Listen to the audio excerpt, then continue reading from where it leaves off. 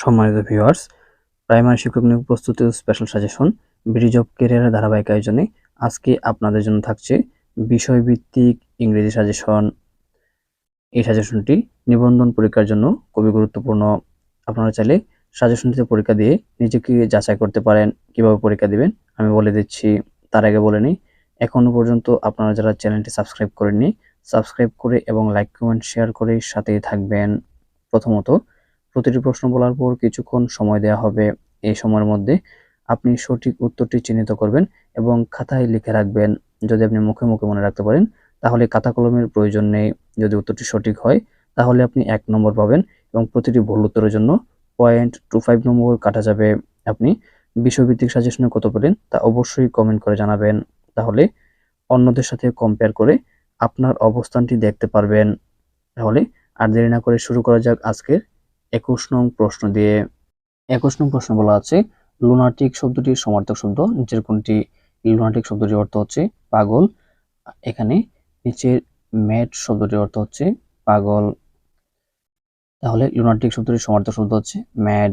22 নং প্রশ্ন বলা আছে, হি ওয়াজ চার্জড ড্যাশ থিফট। এখানে চার্জড এর পরে শূন্যস্থান আছে। এই শূন্যস্থানের নিচের কোন প্রিপজিশনটি বসবে সঠিক প্রিপজিশনটি চিহ্নিত করে খাতা লিখে ফেলুন।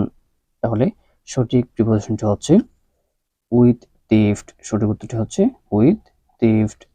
23 নং প্রশ্ন বলা আছে, থিফ শব্দটির প্লুরাল ফর্ম কি হবে? আমি আবার বলছি, থিফ শব্দটির প্লুরাল ফর্ম কি হবে? আপনারা সঠিক উত্তর চিহ্নিত করে খাতা লিখে ফেলুন। সঠিক উত্তরটি হচ্ছে টিপস। টিএস আইই ভিইএস। টিএস আইই ভিইএস, টিপস। 24 নং প্রশ্ন বলা আছে, নিচের শব্দগুলোর কোনটি অ্যাডজেক্টিভ? আমি আবার বলছি, নিচের শব্দগুলোর কোনটি অ্যাডজেক্টিভ? আপনারা সঠিক শব্দটি চিহ্নিত করে খাতা লিখে ফেলুন। সঠিক শব্দটি হচ্ছে স্পেশাল। সঠিক শব্দটি হচ্ছে স্পেশাল। এখানে অ্যাডজেক্টিভ হচ্ছে স্পেশাল। তাহলে 25 নং প্রশ্ন বলা আছে, choose the correct active voice from the following sentence. নিচের কোনটি why was such a letter written by your brother? এটি সঠিক উত্তরটি নিচে কি হবে? সঠিক উত্তরটি হচ্ছে why did your brother write such a letter? সঠিক উত্তরটি হচ্ছে why did your brother write such a letter. 26 নং প্রশ্ন বলা আছে, will you please clear dash all this rubbish? Will you please clear dash all this rubbish? এখানে শূন্যস্থানের নিচের কোন ওয়ার্ডটি বসবে? আপনারা সঠিক ওয়ার্ডটি চিহ্নিত করে খাতা লিখে ফেলুন। সঠিক ওয়ার্ডটি হচ্ছে ক্লিয়ার আউট। এখানে আউট ওয়ার্ডটি হচ্ছে সঠিক। তাহলে clear out all this rubbish. হয় are you hesitating it is an open? ওপেনের পরে একটি শূন্যস্থান আছে। এই শূন্যস্থানের মধ্যে নিচের কোন শব্দটি বসবে সঠিক শব্দটি চিহ্নিত করে খাতা লিখে ফেলুন। সঠিক ওয়ার্ডটি হচ্ছে সিক্রেট। সঠিক ওয়ার্ডটি হচ্ছে সিক্রেট। 28 নং প্রশ্ন বলা আছে, তার বাড়ি রাজশাহী বাক্যটির সঠিক অনুবাদ কি হবে? আমি আবার বলছি, তার বাড়ি রাজশাহী বাক্যটির সঠিক অনুবাদ নিচের কোনটি হবে? আপনারা সঠিক উত্তরটি চিহ্নিত করে খাতা লিখে ফেলুন। সঠিক উত্তরটি হচ্ছে হি কামস ফ্রম রাজশাহী। সঠিক উত্তরটি হচ্ছে হি কামস ফ্রম রাজশাহী। 29 নং প্রশ্ন বলা আছে, এটি একটি 500 টাকার নোট বাক্যটির শুদ্ধ ইংরেজি অনুবাদ কোনটি হবে? অর্থাৎ এটি একটি 500 টাকার নোট বাক্যটির শুদ্ধ ইংরেজি অনুবাদ কোনটি হবে? আপনারা সঠিক উত্তরটি চিহ্নিত করে খাতা লিখে ফেলুন। সঠিক উত্তরটি হচ্ছে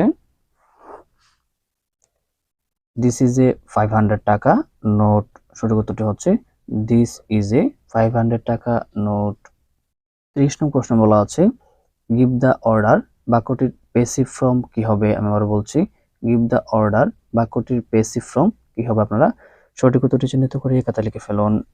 সঠিক উত্তরটি হচ্ছে let the order be given. সঠিক উত্তরটি হচ্ছে সেন্টেন্সটি হচ্ছে let the order be given. 31 নং প্রশ্ন বলা আছে, কোন বাক্যটি শুদ্ধ? আপনারা নিচের কোন বাক্যটি সঠিক সঠিক বাক্যটি চিহ্নিত করে খাতা লিখে ফেলুন। সঠিক বাক্যটি হচ্ছে did he take leave of you? Did he take leave of you. 32 নং প্রশ্ন বলা আছে, টেল মি ড্যাশ দ্যাট।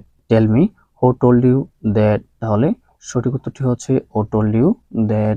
33 নং প্রশ্ন বলা আছে, she is a beautiful but she is dash her mother. আবার বলছি, she is a beautiful but she is dash her mother. আপনারা সঠিক উত্তরটি চিহ্নিত করে খাতায় লিখে ফেলুন।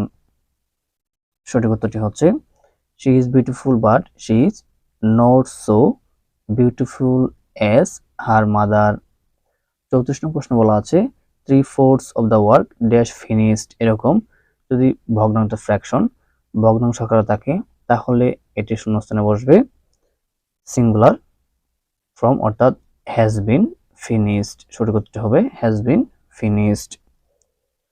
35 নং প্রশ্ন বলা আছে কোনটি শুদ্ধ বানান। আপনারা নিচে কোনটি শুদ্ধ বানান এটি চিহ্নিত করে খাতায় লিখে ফেলুন।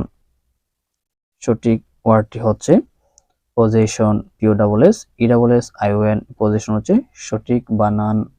34 নং প্রশ্ন বলা আছে choose the appropriate meaning of the idiom swan song. এটির অর্থ হচ্ছে শেষ কর্ম। তাহলে এই সোয়াং সং এর মিনিং নিচের কি হবে। আপনারা সঠিক উত্তরটি চিহ্নিত করে খাতায় লিখে ফেলুন। সঠিক উত্তরটি হচ্ছে লাস্ট ওয়ার্ক। সঠিক উত্তরটি হচ্ছে লাস্ট ওয়ার্ক অর্থাৎ শেষ কর্ম। 37 নং প্রশ্ন বলা আছে ম্যান অ্যান্ড সুপারম্যান নাটকটির রচয়িতাকে। আমি আবার বলছি, ম্যান অ্যান্ড সুপারম্যান নাটকটির রচয়িতাকে। আপনারা সঠিক উত্তরটি চিহ্নিত করে খাতায় লিখে ফেলুন।